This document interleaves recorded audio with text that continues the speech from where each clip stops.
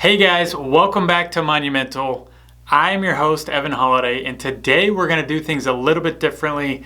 I'm really excited for this episode. This week, I want to talk to you guys about the mindset of success. I've decided to create a mashup of 5 episodes so we can get that kind of midweek motivation we all need. If you want to master your mindset, then this episode is for you. You will hear from 5 incredible guests. First up, we have Cameron Herold, who is author of Vivid Vision, as well as just an absolute business guru, has helped grow so many companies up to hundreds of millions of dollars worth of revenue, and his Vivid Vision book had a massive impact on our company, Holladay Ventures. Next, we will hear from Jason Drees, who is a professional performance specialist, that's a tongue twister, and a mindset transformation guru. Then we have Ketan Patel, a high performance coach who helps real estate professionals dive in and really align themselves. Followed by Jay Scott, investor, entrepreneur, and host of the Bigger Pockets Business Podcast. And finally, Vikram Raya, a great friend of mine, a multifamily investor, and a medical professional who helps others live a life of ultimate wellness. All 5 of these guests bring an amazing perspective of mastering the mindset of success. So tune in and listen to the end. If you guys appreciate any part of today's episode, please make sure to screenshot it or share it on social media and make sure to tag me at Evan Holladay. All right, guys, enjoy this episode.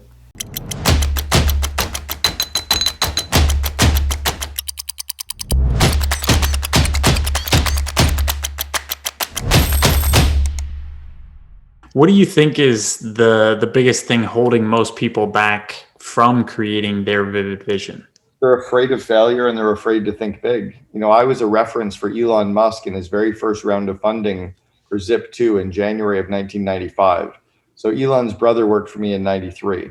So when Elon and Kimball asked me to be a reference for them for Zip2, Elon had an ability to dream at a level that most people couldn't understand.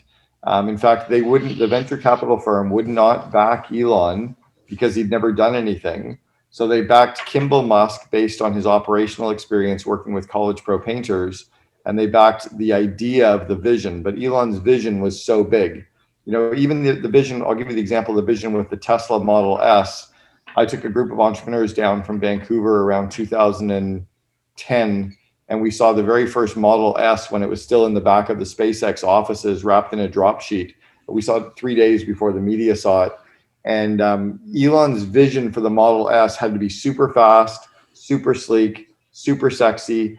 He's 6'5". He's an inch taller than me, so it had to fit his long body. It had to have lots of leg room. It had to be as fast as his McLaren F1. And do you know why they had the 7-seat option with the 2-seat jump seat in the trunk? He's got 5 kids. Well, he's 6 now, but 5 at the time. If he's going to build a car, it better fit his whole family. Like, why would he ever own a fast sports car that couldn't seat his 5 kids and his girlfriend, right? So he designed this car that would fit his life, his needs, his speed, his sex appeal, his family. And then he said, who's with me? Who wants to build this? That's all. The only reason, so it's the ability to dare to dream bigger and think bigger without worrying about how we're going to make it come true. And then once your dream is solid, then you can figure out how. We are all intuitive. We're all empathic. We can feel emotions of other people. We all can. And what I've come to understand is that it's literally our emotions and our ability to sense life, know, feel, think. All of that is like a superpower. And emotions is your indicator of alignment. It's your guidance system. And for me personally, it was a journey of learning how to not be controlled by it. And when I was younger in my 20s, I used chemicals and substances because I didn't like the way I felt. So I numbed myself to death for a long time. So it was, a long time before I figured out how to manage my own emotional state.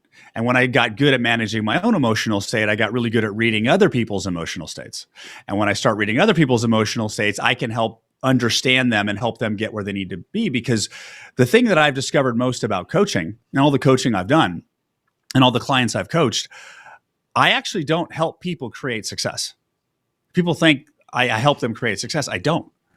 Because people don't understand that by nature, me, you, everyone is unlimited. We're infinite beings. And we're in an attraction-based universe. If you focus on something, if you're in alignment with something, you'll get it. So what I really do is I just literally help people remove all the resistance to success, so it starts to flow. And our emotions are your indicators of alignment. And if there's something to process, you need to process it. You need to deal with it. And the more you're aware of your emotions, the better you can follow your unique path in life. And that's where the success and the magic happens. What is flow for our Monumental listeners? Flow is an ease of movement, right? Because we've all grinded. We've all pushed with force. Okay, I want to do that. Oh, got to pick up the phone, do the prospecting. That's resistance. I like to think of flow as naturally inspired action. As in, it's like action you cannot not take. Action you cannot not do versus I have to do this. Because we're all conditioned. Well, if you want to find deals, you got to cold call and prospect. Well, no, that's another person's model of success. That doesn't mean it has to happen your way. Mm-hmm. And then we feel as we're trying to duplicate another person's success model, we feel emotional resistance to duplicating someone else's path in life, and we think something's wrong with us. And then we go into self-judgment. Mm-hmm. But their path is completely different than yours. Right? If you ask Gary Vaynerchuk's like, you got to hustle, you got to grind, get it every day, right, Gary? And I love Gary V. What he doesn't articulate is that when he's grinding, he's in flow. Yeah. He loves having lots of stuff to do. He loves deal making. He loves interacting. He loves content. So he loves being in that state of flow, which to the outside viewer is a shit ton of action, right? It's just a massive amount, right? Yeah. So it looks like grinding. But that's his flow state. So it's finding your own way to do it is where the magic starts to show up. So how do you recommend our listeners find their own version of their own flow state? That is a great question. It's very, very easy. Follow your knowing. There's a knowing that comes from here somewhere. And then there's this thing, right? There's thinking and knowing. There's thinking and knowing. You know what to do. And I bet you if we look back at some of the big deals or things you had that blew up or didn't go well, you probably knew at some level not to do that, right?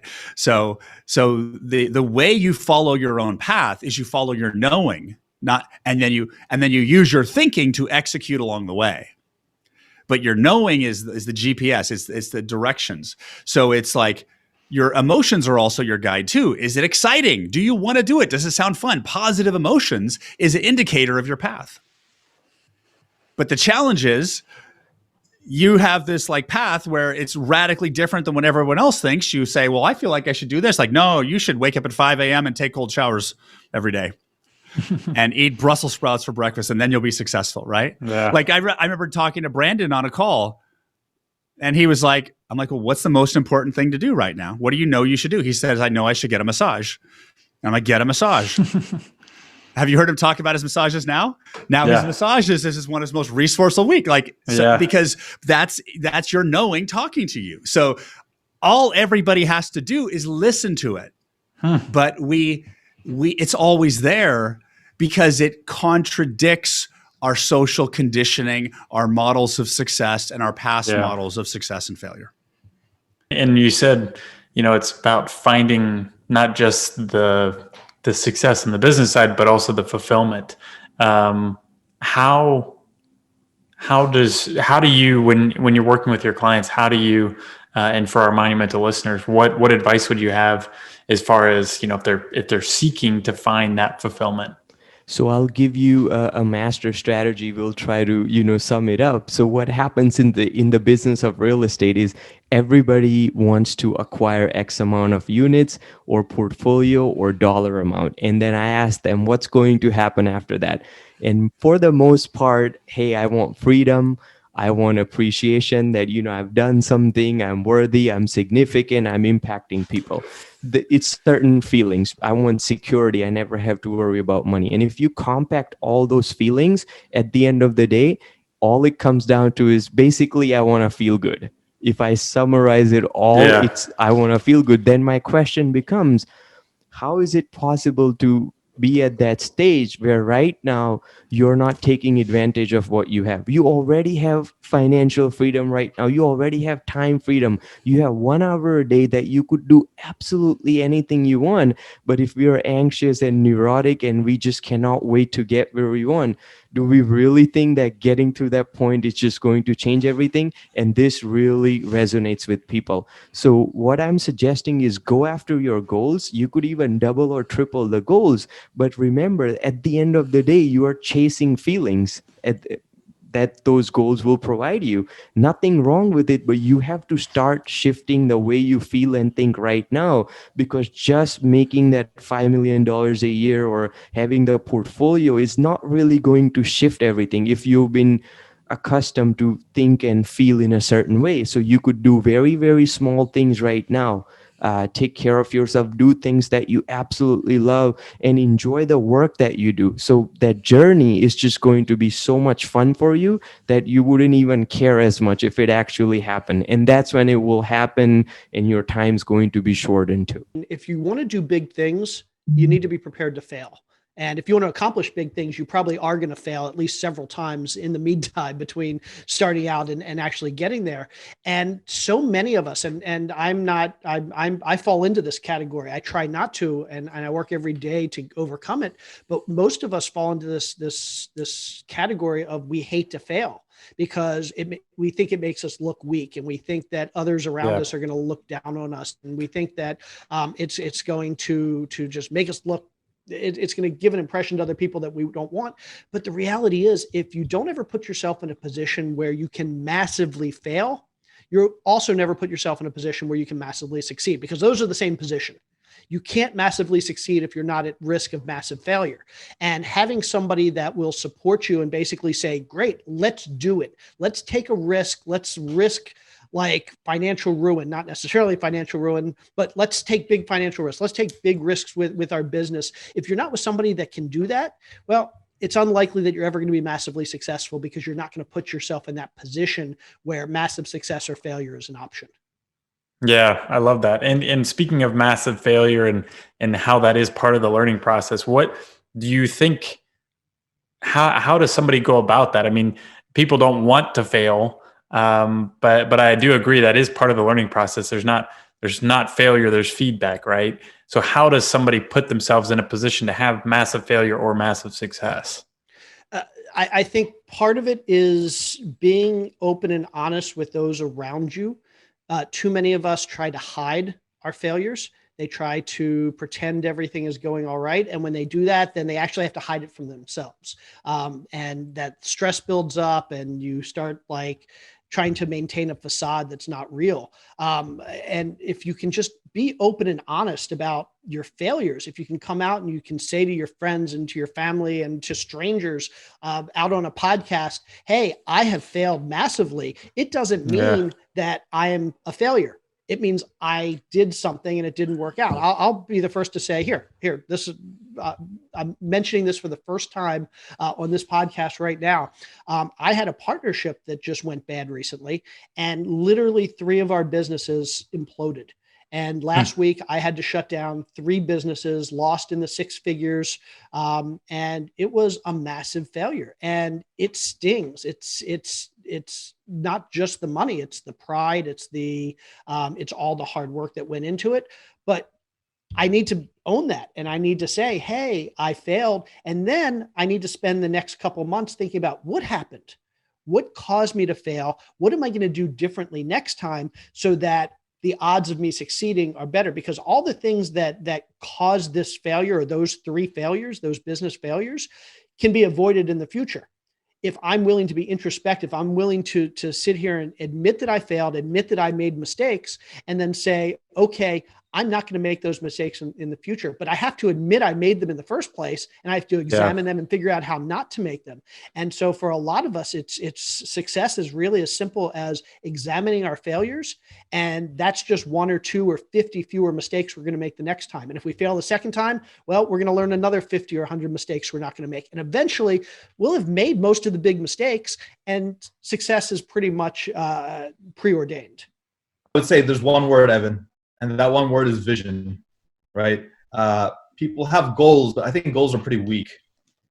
If for the listeners out there, we all write down our goals, we have our vision boards, but do you really believe it's possible?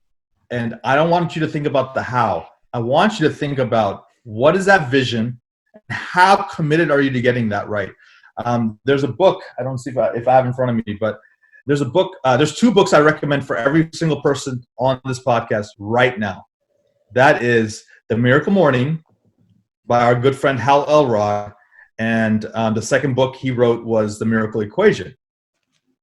And most of you guys out there, I know you guys have morning routines. If you're listening to Monumental, and if you're working with Evan Holladay, you're already one level up than the general public. You're probably in the top 10%. But I don't think that's good enough. I want you to be in the top 3 to 1%. How do you get there? It's having these morning rituals that are sort of ingrained. And I'm not talking about like you get up a little early, you do a little workout, and then you go off to your day. I'm talking about these strategic principles that you implement consistently, not for a couple of weeks, not for a couple of months. I'm talking about years to decades. And that compounded growth can help you get to that vision I just mentioned. So once I had that vision, I had to figure out the architecture, and I also had to have the mental armor, Evan, to get there. And so, I had to forge this version of myself. This version of myself never existed. There's the scared version of me. There's like, oh my God, can I get into medical school? Or my God, real estate's really stressful. Who will assist with what I'm trying to do? Or like, hey, it's COVID, and I have a multifamily project. Should I just give up my earnest money and walk away from the deal? I don't think I can raise the capital. I mean, who's going to invest now? I mean, this is COVID, right? But it's like, no, that's a BS belief. That's a limiting belief. Let's put that to the side and say, okay, if I could raise it, how would I? And so going back to this, so the Miracle Morning, as I mentioned, guys, it's about 5 to 7 principles that you implement. It's like a routine, and he just took the best of the best. And I always had a morning routine. I knew getting up early was key. I was never a morning person, but I've become a morning person, and I thrive in that. I think many of you guys out there are probably like that too, but it's having a little more structure in your morning, like, okay, silence, meditation, affirmations, right?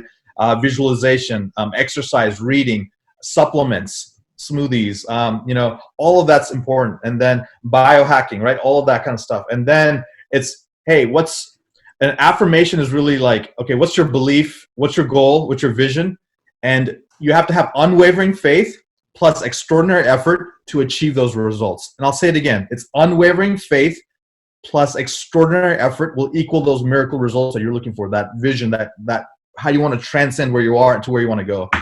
And you need two other things. You need accountability and coaching and mentoring.